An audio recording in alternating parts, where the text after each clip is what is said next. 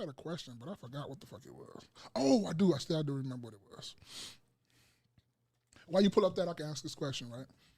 We just came off Thanksgiving, right? We just had Thanksgiving. Mm-hmm. And I don't want y'all to give the generic answer. And I also don't want y'all to go too deep. It's not that I don't want to go too deep of a question where we sitting up here crying or anything like that. It's not that type of question. But it's, the generic old question, what are you thankful for? Right? Mm. And I want to ask y'all what y'all thankful for, but I don't want to go like too deep of like, my parents still alive, my kids still alive, I'm alive. I want to just something that you're kind of thankful for over the past maybe 6 to 7 years. You done growth or something happened to where you're thankful that you got that underneath your belt, you got that in your repertoire, your tool bag or something like that. Get what I'm saying?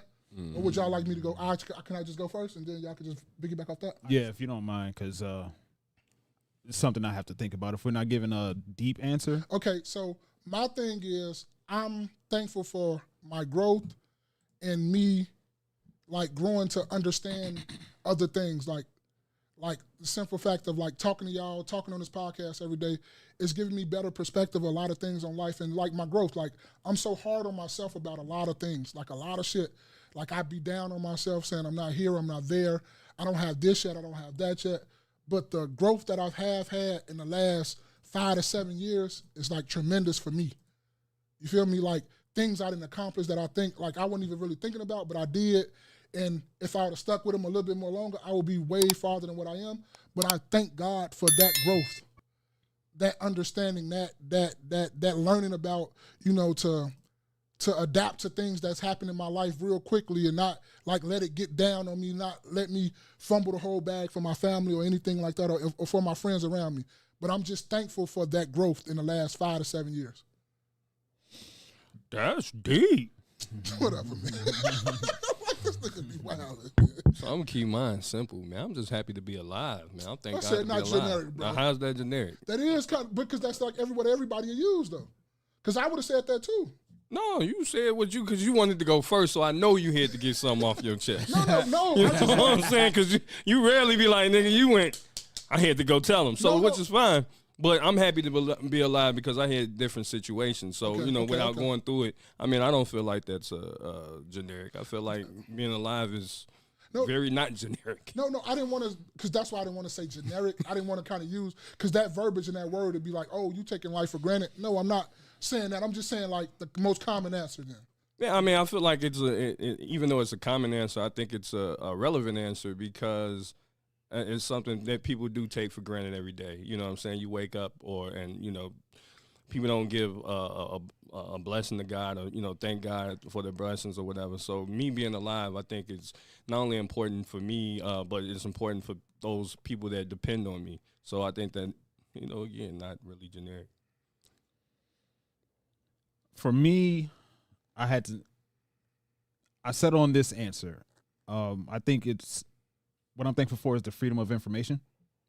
And specifically as it pertains to me, I'm thankful for my homies, my homie Razik, my homie, I don't know if they want they're on public platforms, Razik, Zeppelin, Danny. These are the guys that I have regular conversations with about trading. And I'm talking about day trading, the information that I've gathered from them, and I can reach out to them at any point and ask questions about whatever it is that I may have questions about or clarifying something. They all have different ways that they explain the same thing. And through at least and even Cut, at least one of those 4 guys have a different way to explain something to help me understand the trading market better. So that's what I'm thankful for as far as the availability of information. Absolutely. Naps and Beauty, what up? Cultivate, what up? Yeah, what's going on? Sister Everyday, what's up? Cultivate, what's up? And I would like to ask y'all too in the clouds and the 3 followers that we have for right now, what are y'all kind of thankful for over this last couple, 5 to 7 years? Just 5, you could do 5. What you really thankful for or whatnot like that? And, Jay Everyday love to just change rules to shit. He don't like following rules. That's just who he is. And when you didn't give him an exact definition. What's generic about being able... You got to realize, dude, in 2020, I had COVID. So that's very important. He was the first case, though. Right. It don't matter what case. That was 5 years ago. Isn't that in your rules? That happened to me in 2019. 2019. Damn, That was in your rules. So there it is. And I thought I was gonna catch it because I was right next to you. Yeah. That's what confused me about that. And I think I caught it, I think, twice. I ain't caught it yet. My family had it. My wife had it. My wife had it at our wedding. I mean, not at our wedding. What? That was like No, somebody brought it to our wedding, and that shit spread wildfire through our wedding. I'm just glad everybody didn't catch it. But my wife had it. My son didn't have it. I think everybody didn't have it but me. And it's crazy because that's, you would think so, as much as things were being portrayed about how contagious it is and how easy it is to spread from one person to the next and all that stuff. You would think that, yeah, if you're around anybody that has it, then you're going to get it. There's a really, really, really high chance that you're going to get it. You know what I'm saying? That makes sense? Like, that's what they were saying. Especially, like, if you touch anything, if you touch any doors, if you go grocery shopping and touch any buggies and touch any groceries and all that stuff, it's like all of these different things can be a reason why you catch it.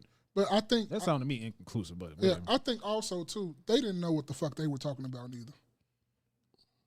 All administrations, all the government, they didn't even know what the fuck they were dealing with. Like, we was all around here figuring that shit out on the fly. Now all of a sudden it ain't too bad. You can come back to work after 2 days. It's not even as contagious. Like, yeah, it's like 5 days. First it was 5 days when it first came out. Then it was quarantine yourself for 5 days. Then it was 10 days. I thought it was 7.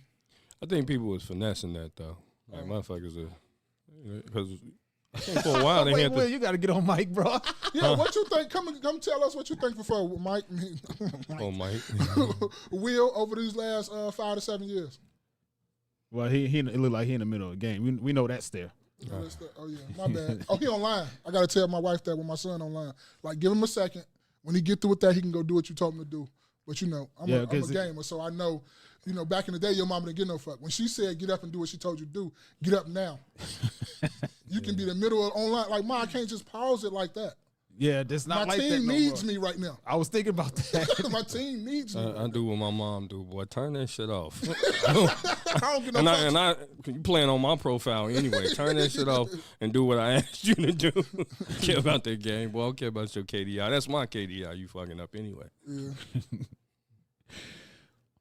So yeah, that's the first thing that come to mind as far as what I'm thankful for. Yeah. But I think, but I'm sorry. Go ahead. No, go ahead. No, but I just wanted to put a button on it. Like, even though I try to put some stipulations on it, everybody is thankful for some. Like Jerry Day said, like, we do kind of take, and I want to piggyback off that. A lot of people do kind of take life for granted sometimes, and it's a lot of situations that you've been in that you could not be here. It's a millisecond that you missed a car, missed you in the intersection. It's a millisecond that you walked out and you could have been struck by this or struck by that. So life is one of those things that we should not be just taking, for granted or generic or anything like that. Like, it is one of those things that you should be grateful for. You should, when you get up in the morning, like, thank God and prayers and all that stuff. Like, somebody asked me today, like, you don't pray? I'm like, yes, sir. How you going to tell me I don't pray, first of all? And I do pray every day. I drive on a road every day that I can, like, literally not make it back. Yeah. I know as generic as it sounds, and I do it on a regular basis, so it's like that. But I still always try to wake myself up like every day is different. This is not no tunnel vision type thing where you just, keep going like this and doing like that. You feel me? So I try to be tunnel vision with a lot of, not try to be tunnel vision, but I try to do thank God and pray every fucking day that I get a chance to. Like, pray when I wake up. Pray when I go to sleep. What are you laughing at? What's so funny? Bree, what's up, man? How you doing? What's up, Bree? Bree, what's happening? So what's going on? I try to pray every day when I wake up. I try to pray when I get in my truck to go to where I'm going. Then I pray again because I'm coming back 2, 3 in the morning. And anything can happen. So I always try to pray. And I agree with that, man, because, like, just the other day, anybody you come home because I stay out south. So I take 290 downtown, get on the damn Ryan. And it's probably like 40 minutes from where I work at. And people on 290 are some of the worst drivers ever. And I used to stay on the west side.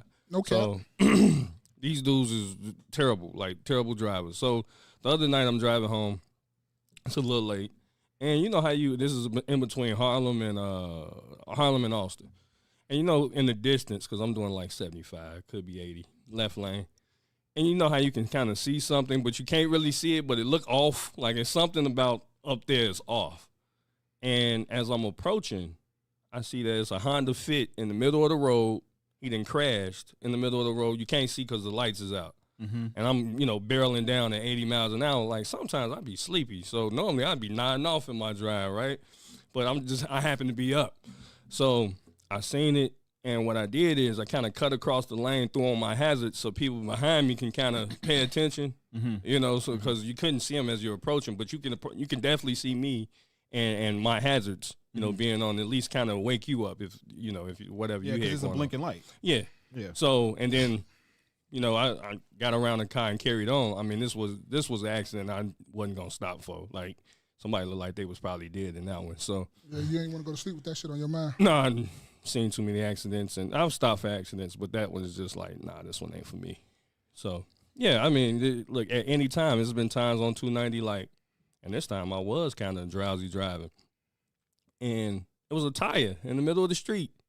I took that tire head on. I couldn't swerve. You see what I'm saying? You know how you kind of, then I look, 75 miles an hour was a tire right there. Like, there's nothing you can do. Nothing I could do. So I grabbed that steering wheel, and went right over. Yeah, boom, boom. Hold on tight. Hoping it ain't fucking nothing up underneath my car. Yep. Made it home without, bumping around. But yeah, it's crazy. Yeah.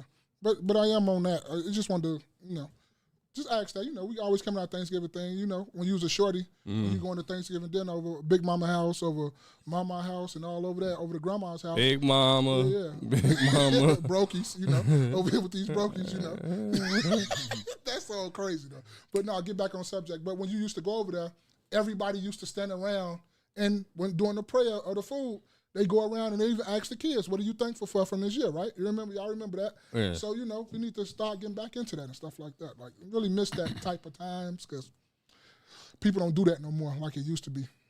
Well, we all go over the certain person's house every year for Thanksgiving. Yeah, it'd be my mama's house for us. My mother, she normally throws it, and then my aunt do, in between my aunt and my grandmother, they do like Christmas. Okay. I've held Thanksgiving like once. Yeah. Like, yeah.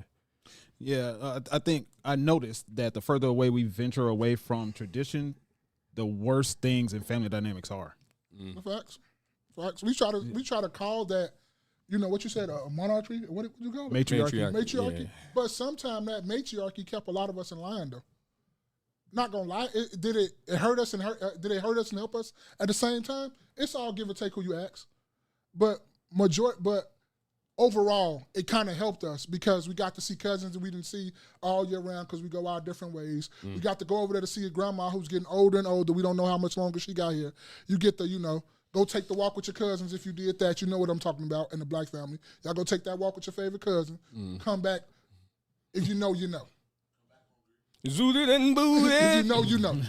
If you don't know, I don't know what to tell you. But is that because a lot of grandfathers, because my grandfather passed away when I was 3, at least on my mother's side. So a lot of us, when I was 3. So I really don't have a real recollection of a lot of black men or people in general having their grandfather like you had their grandmother around. It was blessed to have a grandfather. Like my great uncle, he recently passed away this year. And he was like a grandfather. He was like the patriarch of the family. So when we held the 4th of July picnics and stuff like that, he was the one really spearheading everything. So he was kind of like by proxy, our grandfather, But individual grandfathers, I don't know a lot of black people who really got grandfathers around versus their grandmother. Yeah, and the grandmothers always kind of live longer than the grandfathers. Who was Jay and Josh? I'm Jay. This must be Josh. Lord have mercy. But yeah, grandmothers always kind of live longer than grandfathers, and we know what it is. Grandfather was always out there working, lack of sleep, always stressed out about the bills and making sure everything was straight. So that's what happened to me. Yeah. Okay, so let's we got a couple comments I want to talk about.